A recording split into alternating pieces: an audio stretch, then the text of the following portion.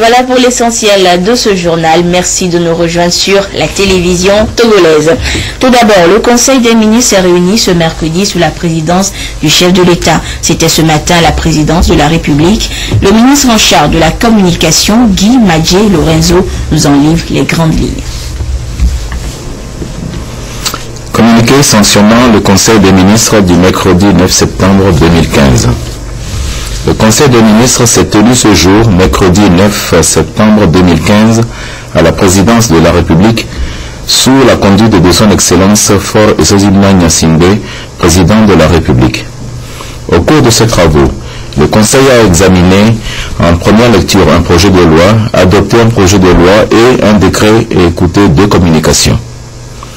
L'avant-projet de loi examiné en première lecture par le Conseil est relatif à la protection et à la mise en valeur du littoral. Le second projet de loi adopté par le Conseil modifie l'article 10 de la loi numéro 2012-016 du 14 décembre 2012 portant création de l'Office togolais des recettes OTR. Dans le cadre de la réforme de la gestion des finances publiques, le Togo a procédé à la réorganisation de ces deux grandes régies financières, notamment la Direction générale des douanes et la Direction générale des impôts, en un office doté de la personnalité morale et de l'autonomie de gestion administrative et financière ayant pour vocation de gérer l'administration fiscale et douanière. Cette mission très importante exige que le fonctionnement de l'OTR soit dynamique et basé sur une bonne gouvernance qui allie les impératifs de gestion axés sur les résultats. La modification de l'article 10 se justifie donc par un motif de meilleure gouvernance et par la nécessité pour le gouvernement d'assurer un meilleur suivi de la mise en œuvre des orientations qui puissent lui permettre de réagir avec promptitude et d'évaluer de façon plus régulière les résultats obtenus. Au titre des décrets, le texte adopté par le Conseil porte création de la Commission nationale des frontières maritimes. La maîtrise des frontières terrestres et maritimes du Togo est devenue un enjeu capital pour notre pays. Plusieurs textes régissent la matière et le projet de décret vise à harmoniser l'ensemble des textes existants.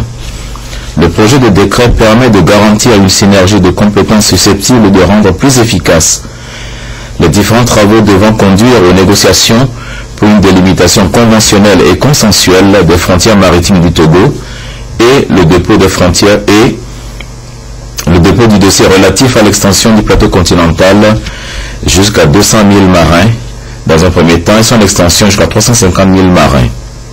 Le décret crée une commission nationale des frontières maritimes du Togo dénommée CNFMT, rattachée à la présidence de la République. La première communication présentée ce jour au Conseil est relative à la clarification de l'article 45 de la loi numéro 2009-010 du 11 juin 2009 portant organisation de l'état civil au Togo. En effet, la loi a été adoptée en vue de mettre en phase l'organisation et le fonctionnement de l'état civil avec l'évolution de l'organisation territoriale marquée par la volonté du gouvernement de promouvoir la décentralisation. Conformément aux dispositions de l'article 5 de la dite loi, au plan national, la déclaration des faits d'état civil sont reçus par les maires ou les délégataires que sont les adjoints au maire, les secrétaires généraux et secrétaires de mairie et de façon exceptionnelle, les conseillers municipaux. Une difficulté est née de l'interprétation de l'article 45 de la loi visée lorsqu'il n'y a pas de commune. Le Conseil a instruit le ministre à préparer un avant-projet de loi permettant de répondre aux préoccupations soulevées par la dite communication. La seconde communication porte sur l'exercice des cultes au Togo. La liberté religieuse est réaffirmée tant par les instruments internationaux générateurs de droits en faveur des populations ratifiés par le Togo que par notre Constitution qui dispose dans son article 25 que toute personne a droit à la liberté de pensée, de conscience, de religion, de culte, d'opinion, d'expression. L'exercice de ces droits et libertés se fait dans le respect des libertés d'autrui, de l'ordre public et des normes établies par les lois et les règlements. Par ailleurs, l'article 2 de la Constitution togolaise précise que la République togolaise assure l'égalité devant la loi de tous les citoyens sans distinction d'origine, de race, de sexe, de conditions sociales ou religieuses et qu'elle respecte toutes les croyances religieuses. Le gouvernement envisage donc une concertation avec les responsables religieux en vue de poser les bases d'une réglementation qui garantisse la liberté des uns et les droits des autres pour une cohabitation harmonieuse des populations. Au titre des divers, le gouvernement a félicité l'équipe nationale des éperviers pour sa victoire contre l'équipe de Djibouti dans la phase de qualification pour la prochaine Coupe des Nations et encouragé nos athlètes qui compétissent actuellement au 11e Jeux africains de Brazzaville. Enfin, le Conseil des ministres a pris des décrets de nomination au titre du ministère de l'Enseignement supérieur et de la Recherche. Fait à Lomé le 9 septembre 2015, le Conseil des ministres. Et je vous donne lecture de ces décrets pris en Conseil des ministres. Décret portant nomination. Le président de la République décrète: Monsieur P8C Atafaï, numéro matricule 055-66-3-R, maître de conférence en service à la faculté des lettres et des sciences humaines Flèche de l'université de Lomé, inscrit sur la liste d'aptitude aux fonctions de professeur titulaire par les comités consultatifs interafricains CCI du Conseil africain et malgache pour l'enseignement supérieur CAMES, session du 14 au 21 juillet 2014 tenue à Ouagadougou au Burkina Faso, est nommé professeur titulaire en littérature africaine anglophone. Signé Fort et Sazimna Nyazimbe, président de la République.